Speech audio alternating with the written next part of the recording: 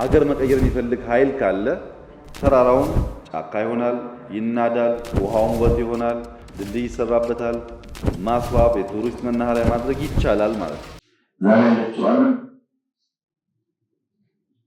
ምታቋት አንሰርቲኒቲ የሞላባት የማትተነበይ የማትገመት ዓለም ናት። ቱሪዝም የራሱን ጨዋታ የተጫወተ የት እንደሚያመጣ የት እንደሚገጥ የማይታወቅበት ጭንቀት የሞላባት ዓለም ነች።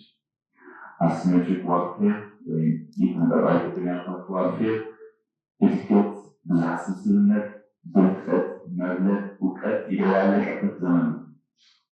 አሜሪካ ሌሎቹ ጉዳይ ውስጥ ነው። ቻይና ሌላ ጉዳይ ያላቸው በቻይና ስትነቁ ሌላ ጉዳይ ያለ ማን ምን አይነት ጉዳይ እየሰራ እንዳለ እንኳን ማወቅ ያልተቻለበት ዘመን ነው።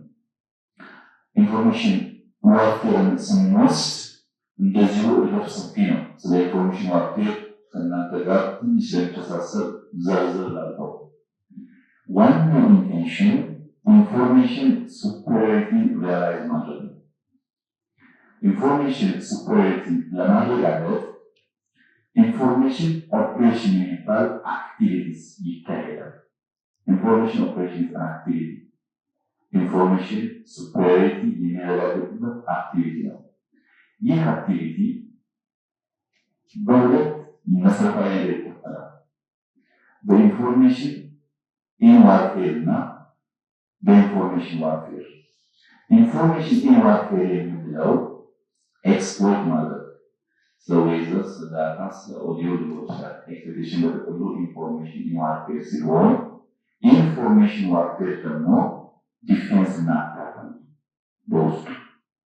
እንግዲህ ደግሞ ኢንፎርሜሽን ዋርፌር ሲባል በጣም በርካታ ነገር አለው። እሱ ውስጥም ሳይወርስ አለ፣ ኢንፎርሜሽን አሹራንስ አለ፣ ሳይወርስ አለ፣ ሳይወርስ ዲፌንስ አለ።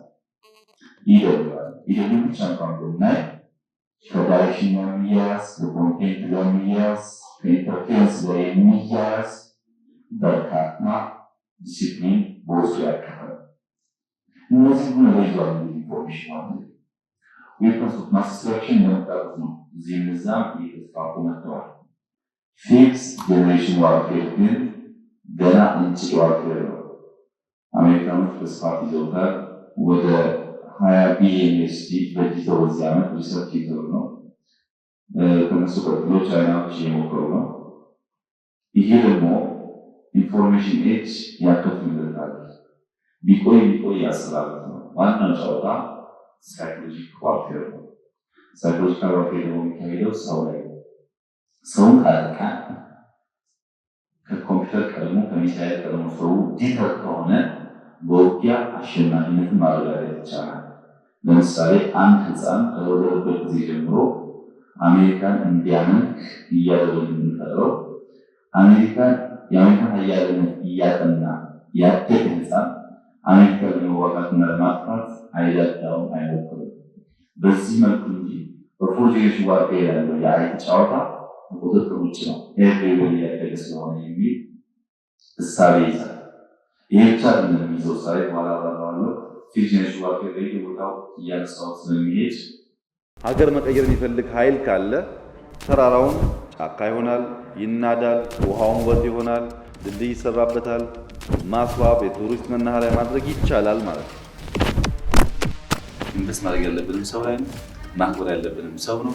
ሰው ደግሞ ራሱን ማወቅ አለበት።